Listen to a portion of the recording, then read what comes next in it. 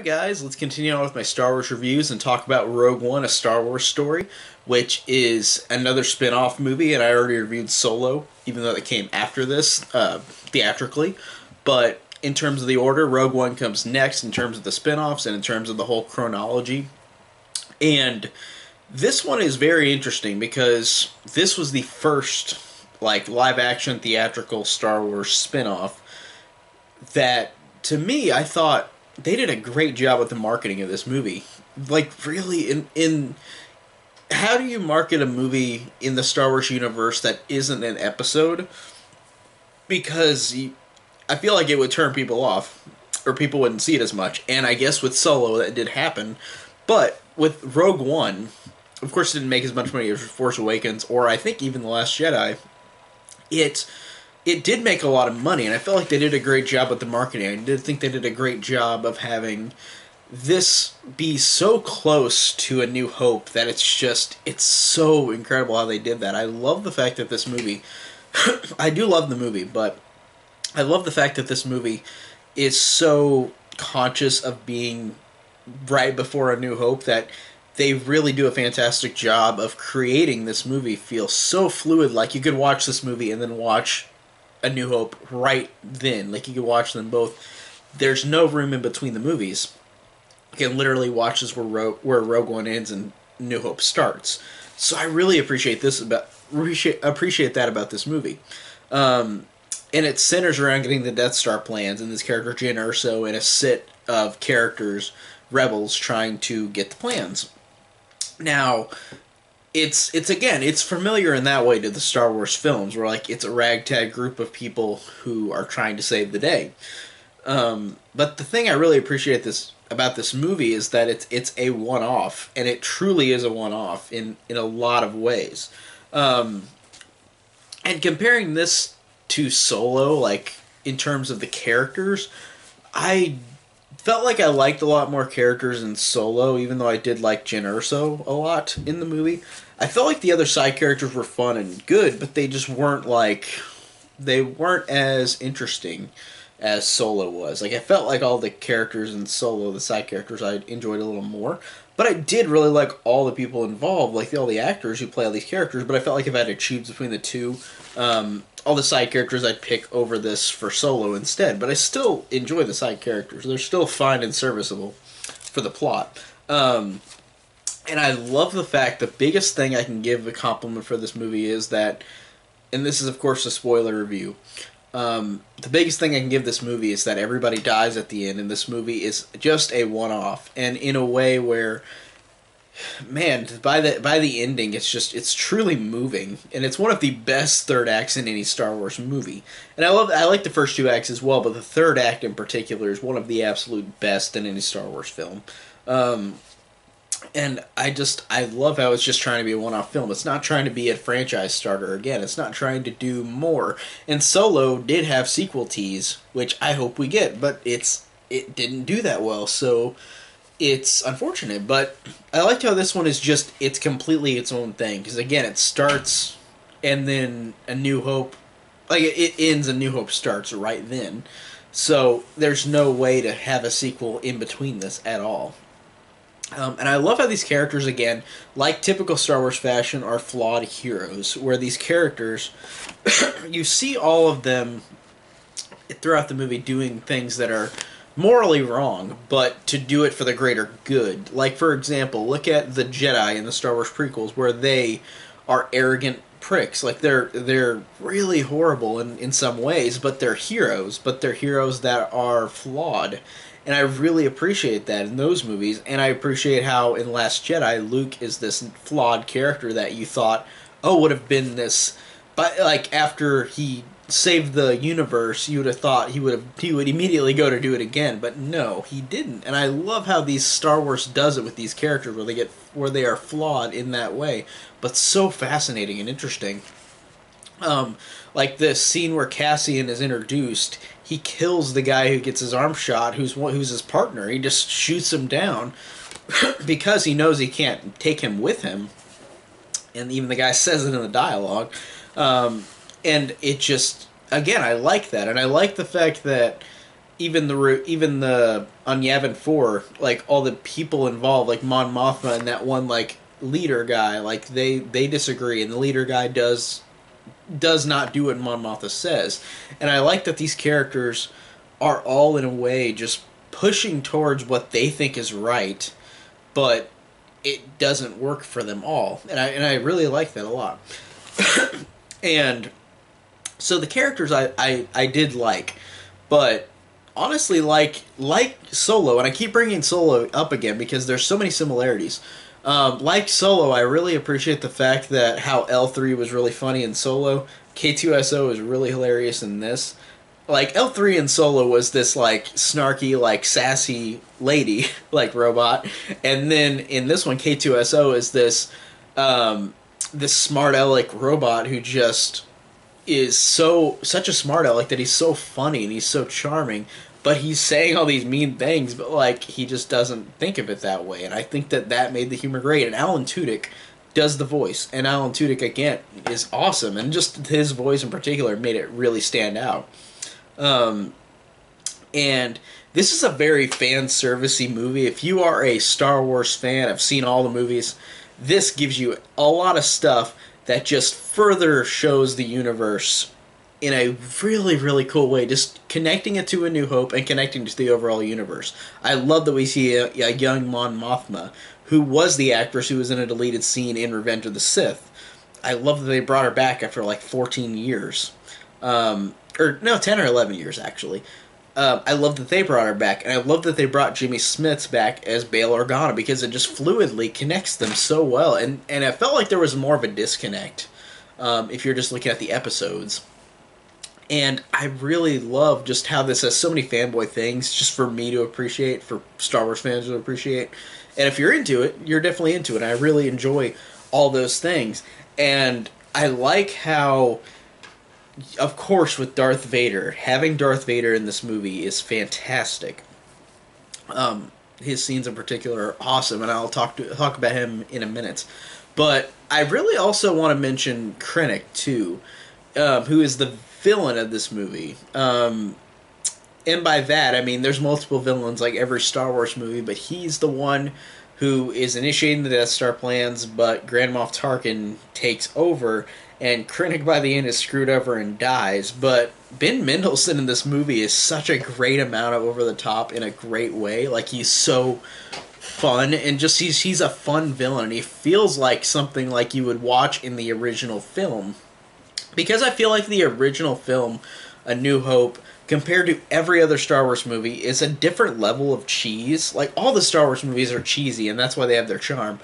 But I feel like A New Hope has different amount of cheese than the other movies, and I feel like Krennic feels so in that place.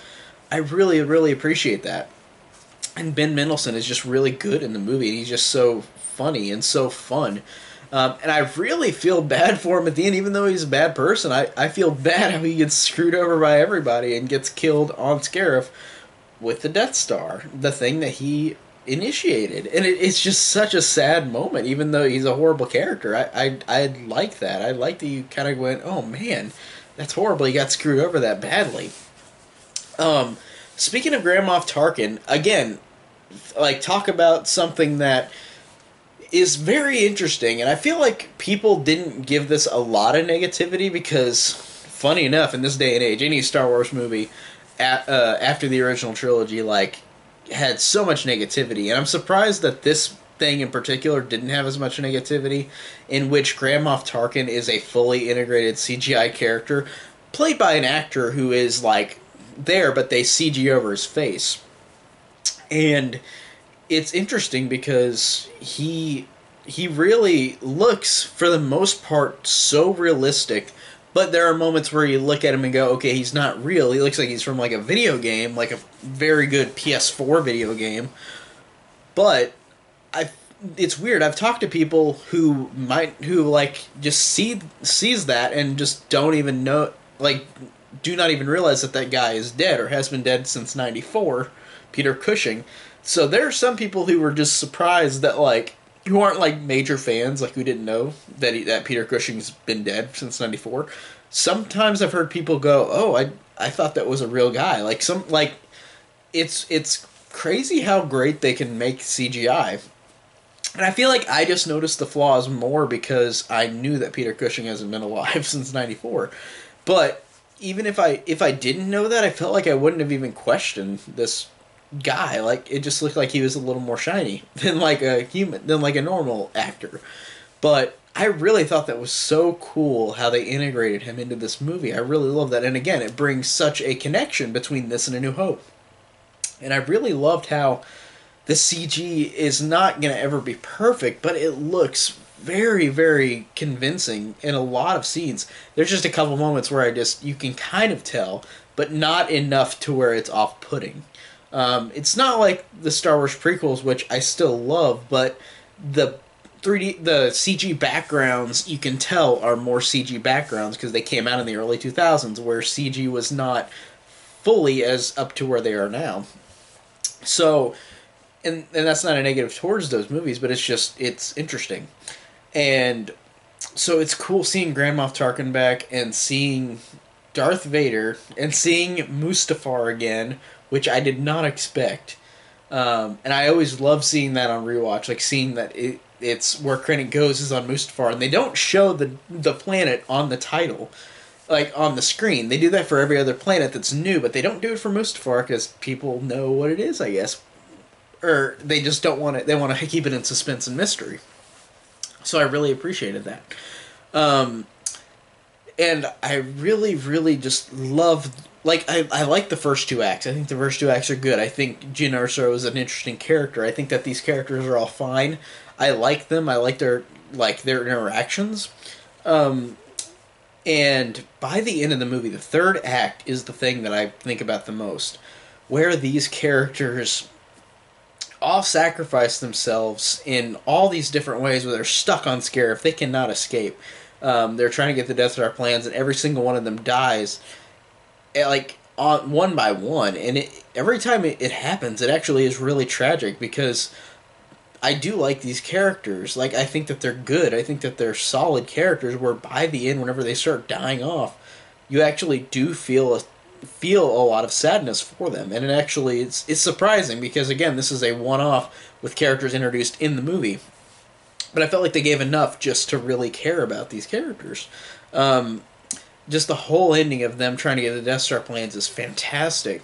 And the final fight with Jyn Erso and Cassian fighting Krennic, and them both going and just, like, with the musical score, it's so chilling. But the moment where Jyn and Cassian are the only ones left, everyone else is dead from their group, they just sit on the beach and just like hold hands. And it's not in a romantic way, it's in a way like, this is the last moments of our lives, like, we're gonna just have one moment of human interaction with the last person we live with, because they know that when the Death Star shot down the beam, it's coming towards them.